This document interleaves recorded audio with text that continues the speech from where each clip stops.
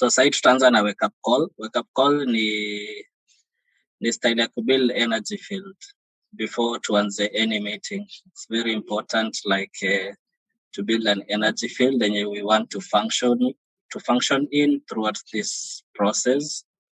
Now it's very simple. So all of us tunaweza breathe in,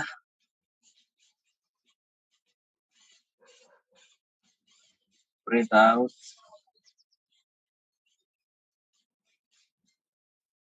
So the second time you breathe in, just try to be aware of how the breath is moving from your nose going inside your body and how it's nourishing you.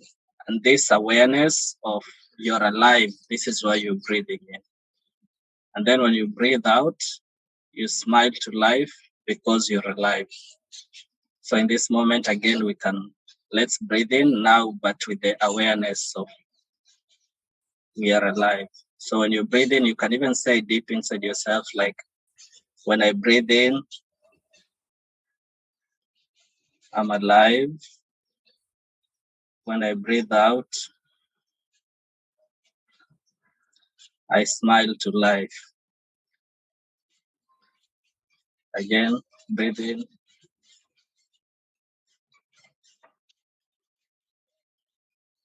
Out.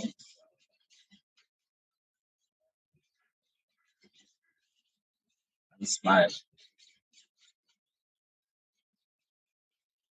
So the next level is to rub your hands to each other.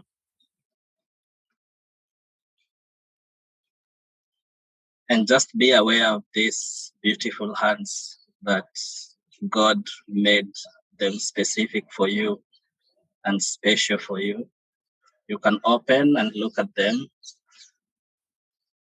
and just take a minute or 30 seconds to just look at these hands. See how beautiful they are. See the patterns, see the shapes, see the colors.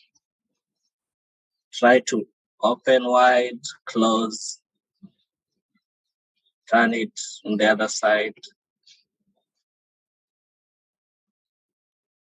Breathe in,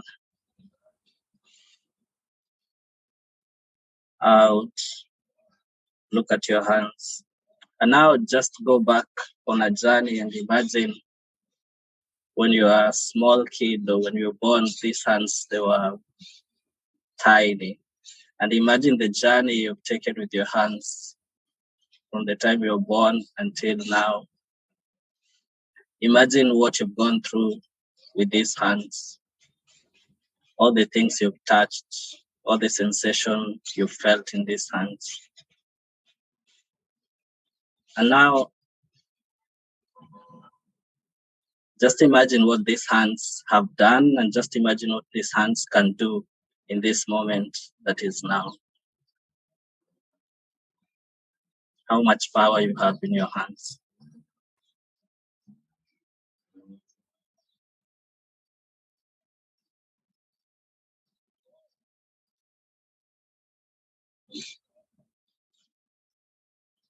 Take another 30 seconds and just look at your hands.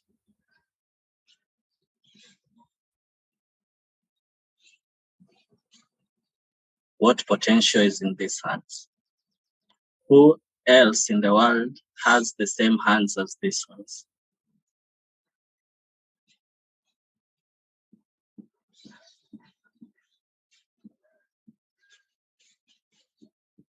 Now come back.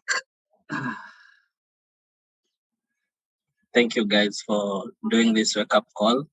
It's very important that when you do the wake-up call,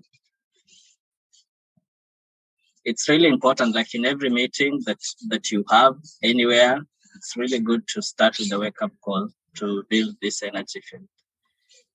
Wake-up calls can be in the form of songs, poems, just simple exercises. And yeah, so after this wake up call, like I would love to hear from you, like what has been going on with you, like what do you feel before and after, like do you have a feeling or like something that popped up in your mind that showed you like what you have in your hands? Like when you look at your hands, what did you see? In short, this is what I'm asking. Anyone can speak. Feel free. It's not a lecture. We are not lecturing. We want to have an envisioning session. So an envisioning session it's like a Socratic dialogue. It's like we talk, we exchange. It's not like a move to talking and nobody's talking. So feel interactive and like what did you see in your hands when you looked at your hands, or what came to your mind?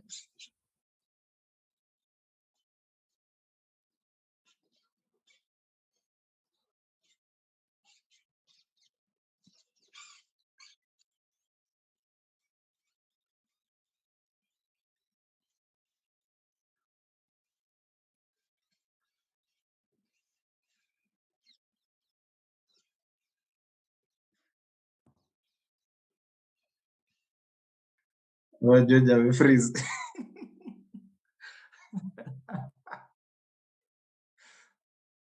When I was looking at my hands, especially when you said, think of all the things you can accomplish with those hands, I was thinking about those things that usually are in your mind, but you haven't put them into action, and seeing them as something that you should really give time to, instead of making them being, like a wasted opportunity or something like that. So for me, looking at my hands, it was like, it gave me that thought of challenging myself to pursue those things.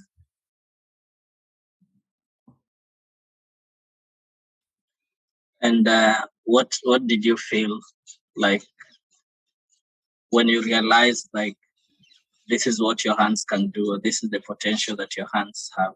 Like what feelings came immediately? Yeah, I felt like these things are possible to achieve, I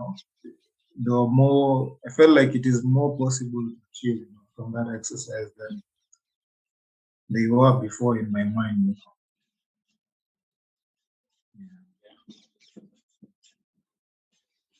George, do you want to speak, or Charles, or Blue? Anyone?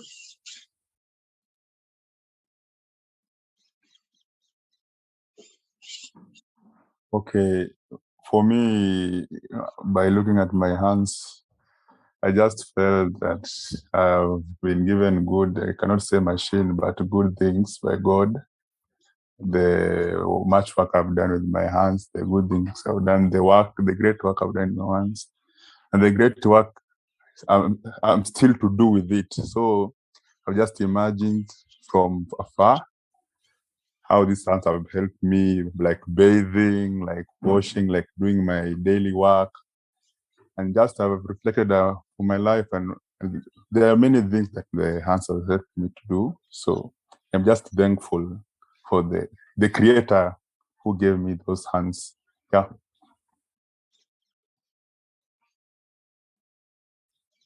Wow, thank you. Any other reactions? Blue, Charles?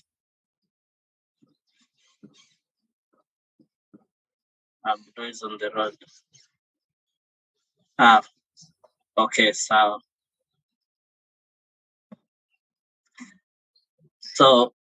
the reason we are here is because I want us to mirror each other and have a dialogue so that we can be in the same vision. Like you can see my vision, and I can see your vision, and can see your superpowers, and try to weave them together into some kind of a unified vision yenye kila mtu anaweza contribute their superpower in the same direction.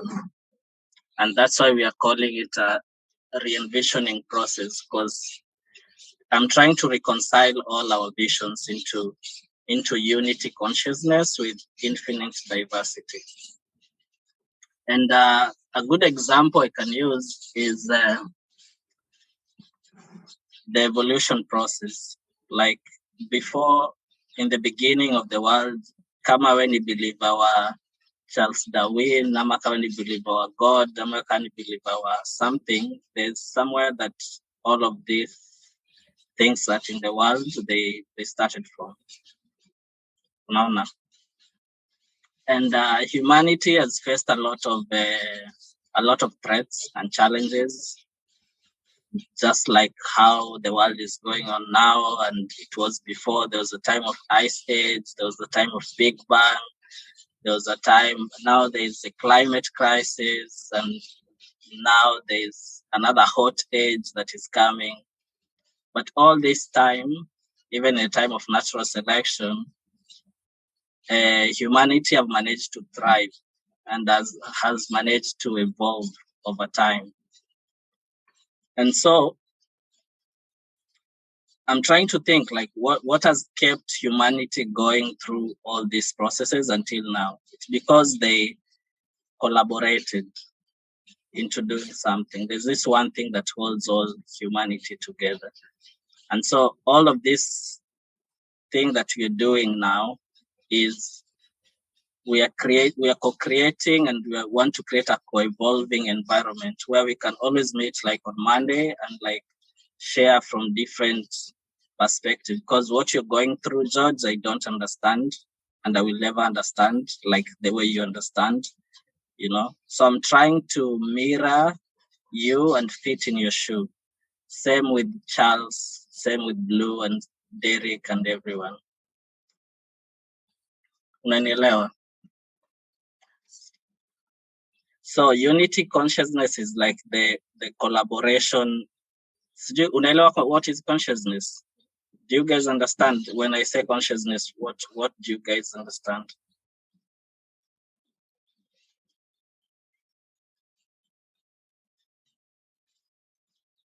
Anyone can react. Feel free.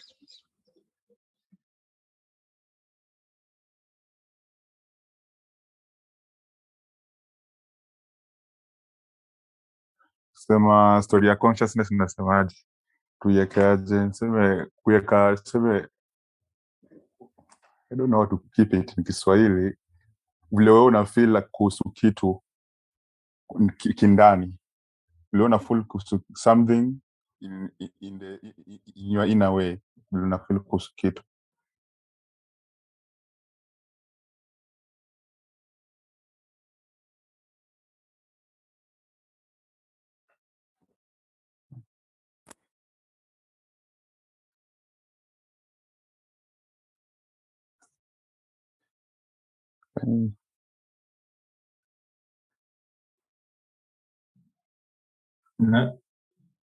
George, unamsikia? Zi, hata simsikii. Hatukusikii?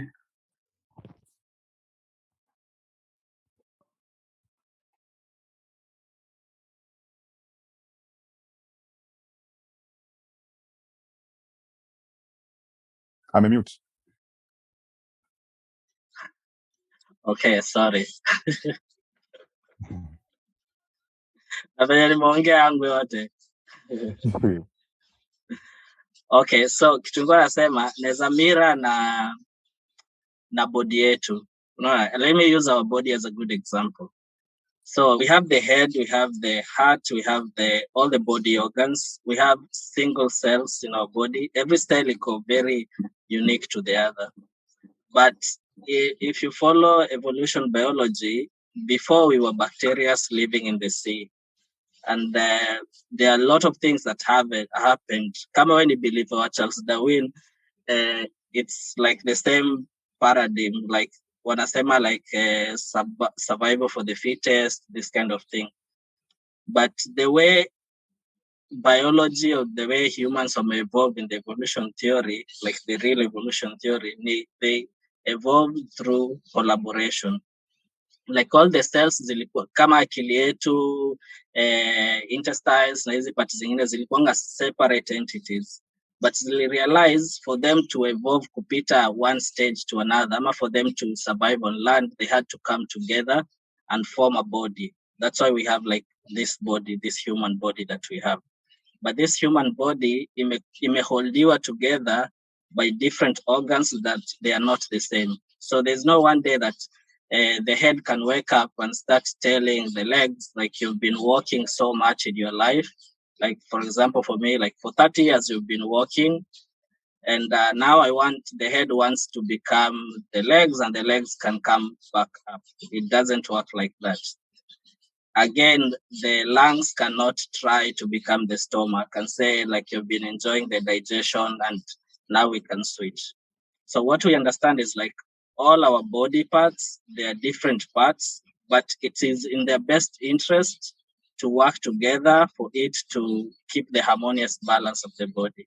Because if the heart does not work, all the organs in the body will conspire to make sure the heart works, because they know if the heart dies, the whole system dies, the whole body dies. And same with the head, with the brain. So if the brain gets sick, you'll find all the cells, all the organs, they're trying to work hard to make sure the head works. So every part in the body, they're different and they're not trying to be the same with each other, but they know for them to thrive and to survive, they need to support each other. And so this is the kind of mindset that we are trying to activate. It's copying how nature works exactly and using it, because we are all nature. Like, we are all, everything that we do and stuff, it's all nature. So the best way to transition or to deal with the challenges of today, what from the journey I've realized is, like, if we stick to nature's principle, most of the time we have the potential to deal with everything. That's why I was saying, look at your hands, because God was it's so fair. God is so fair that he gave everybody equal or special gifts. And all these special gifts are in our hands now. If everything shuts down in your life, what you have in your hands now, it's what you have. Everything that you need in your life, you already have here and now in your hands. So the thing we're activating is the shift from competitive scarcity to collaborative abundance. And this collaborative abundance is the switching of the mindset that will help us transition from all these challenges that you're dealing with as Africa, or these challenges we're dealing with as Kenya, the issues of food, the issues of degradation and degenerative system, the issues of mass tourism, that watu wanakuja wanatembea Kenya, but at the cost of another place, ikwe degenerated, you know. So, like, in the same system, education system, like, it's all in a systematic loop. So the thing we are doing is to try and mirror. That's why I'm bringing up this premise. It's like I'm setting the base so that I can hear, like, from your angles and dimension, like how you see it, how do you relate with it, and which examples can you use to elaborate this, or like how do you deal with your environment, or how do you interact with your world, for example.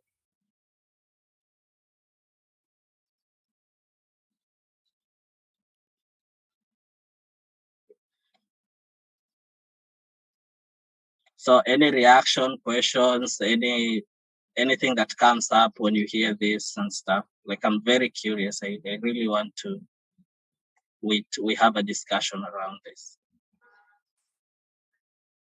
So there's this premise. So maybe I can just say them. So there's this premise. There's the Eurocentric mindset, where when you go to school, you study the European way of living. For example, now we are speaking English.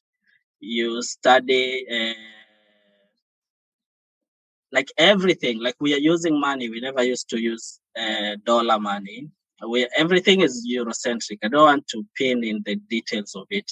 And also there's the Afrocentric. The Afrocentric is like the world centered around Africanism. Like, like Ocha Kwetu, like ile nyumba ya shosho yako imetengenezwa na matope, like our way of life as Africans and the Eurocentric way of life. So our way of life is kind of disappearing, and everybody is becoming more European. Like you say, I'm dressed in this fabric cloth, which is it's not our traditional way of clothing and stuff. And so there's another thing that is the mechanical thinking and non-mechanical thinking. Yenye nilikuwa natumia, for example, venye nature ina work na venye machine ina work. Unaona? So sijui easy shifts ama easy conflicts ama from globalization versus localization ama globalization. Unaona? So Ocha Kwetu ina try to reconcile these two factors. It's like, what is important here? Because Eurocentric way of life is separating us from our lands, it's separating us from our family, separating us from a lot of things. I will go to detail, but I feel I'm running out of time because we need to recycle the Zoom. But I would love to hear your reaction. Anyone who wants to speak can speak or stuff.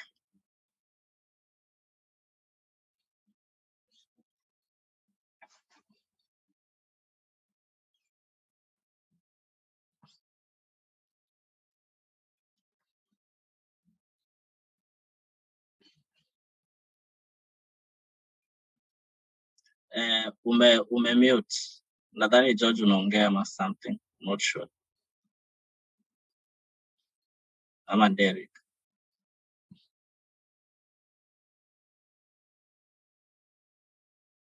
For me, I'd just like to ask you to expound more on what you mentioned about something to do with collaborative abundance and something competitive something. Competitive scarcity versus collaborative abundance. Yes. So competitive scarcity, the best example is like, we believe like resources are limited and our needs are unsatiable. And when you feel like resources are limited, and the needs are unsatiable, it makes people like the normal idea of survival for the fittest. So it means you will come to, maybe for example, I'll say like you'll come to Africa, or you will come to another place, take the resources and put in your place and hoard, for example, and keep stuff. Like, this is why we have bank accounts. So this is why we get insurances. This is because we are afraid tomorrow things will run out and then we will not have enough. And we feel that the world is dying or like things are not enough. So this need, it's also in the spiritual, it's also in the mental, and it's also in the physical, where you feel nothing is enough. You feel every time you are on a run to meet something. And I've learned from my parents, I've learned from my people, I've learned from collective experience, this need of fulfilling this is not enough. And when you go to business school, they tell you, like, yeah, it's true, your needs are unsatiable, and the population is growing and food is becoming scarce. And now we are conforming to the normality. Like, if you see people dying with hunger in Bondo, in Baringo, in Marsabit or somewhere, and then we're saying like, oh, it's climate change, things are like this. So it creates this loop of problem solving solutions. Like, we are using the same mindset of scarcity mindset to try to solve the same problems that we are causing with this scarcity mindset. Because mimi nitakuchapa kumbo, nipite nikuwe number one, and I don't care about your humanity or about anything. But you see, it's a hierarchy like this. At the top there, it can only be one person. It cannot be 50 people in a class who need to be number one, So this race, this is what I call competitive scarcity. It's like we're competing over scarcity, but it's kind of an illusion. This is why we started by looking at your hands, because when you start looking at your hands every day in the morning, you'll start opening up to realize how much potential and how much abundance is there in the world for every single one, that we don't even need to compete to get anything. We are all in a circle of equal humans with equal measures, with everything is enough for everyone in the world. We just need to collaborate to go through this process. And that's why every day we are told, like, we need to think about the future, plan for the future, because every time you think about the future, you forget the present. And you cannot solve the future if you've not solved the present, because if you deal well with the present, then you don't need to worry about the future. And that's why we're creating this shift. Like, we want to shift from this competitive scarcity to collaborative abundance. Because collaborative abundance, you realize you don't need money to do anything. You just need to know how to talk to people. You know, whatever you need in this world is in your hand. And so this is what we are reconciling.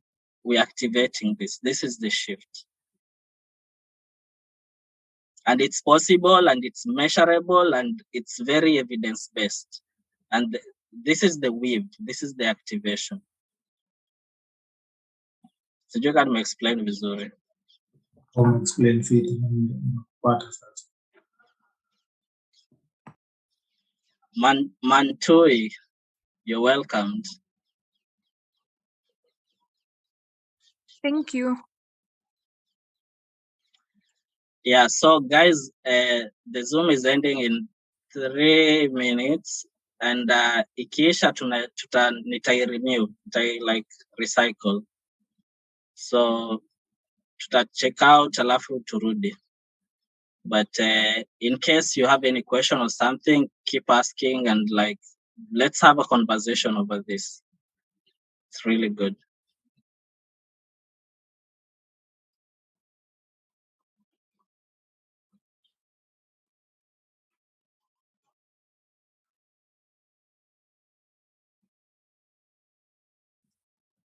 Charles said, I think consciousness is a way of having self-awareness of something.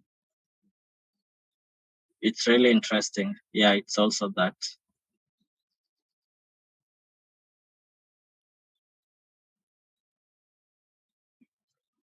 Guys, feel free to talk. Any question, reactions, something that came up?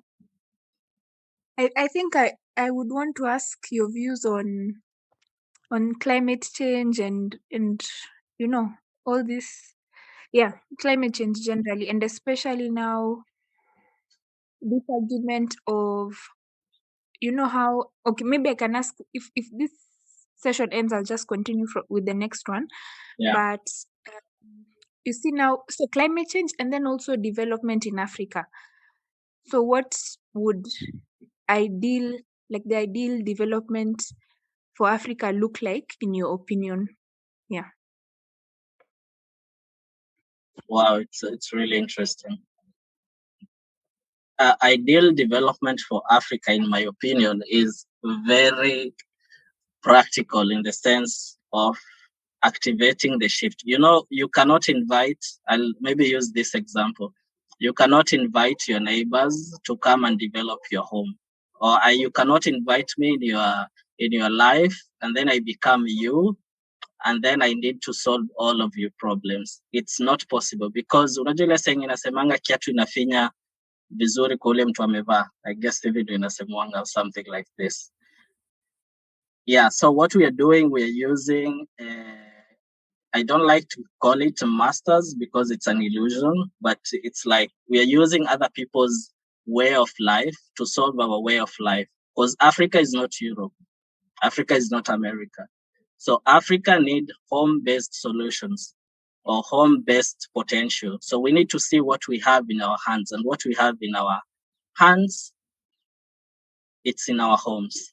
I say like I have less than a minute. So everything starts from home, because home is where your heart is. Home is where your treasure is. Uko kwa hizi mikono zako, in your place now, you understand yourself better. Unaona? So the solution for Africa is to go back to our roots. Like in simple way, it's like this.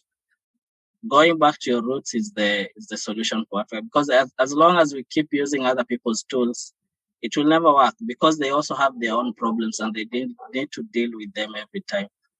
So maybe I'll just end the Zoom and then I start it again, and then I will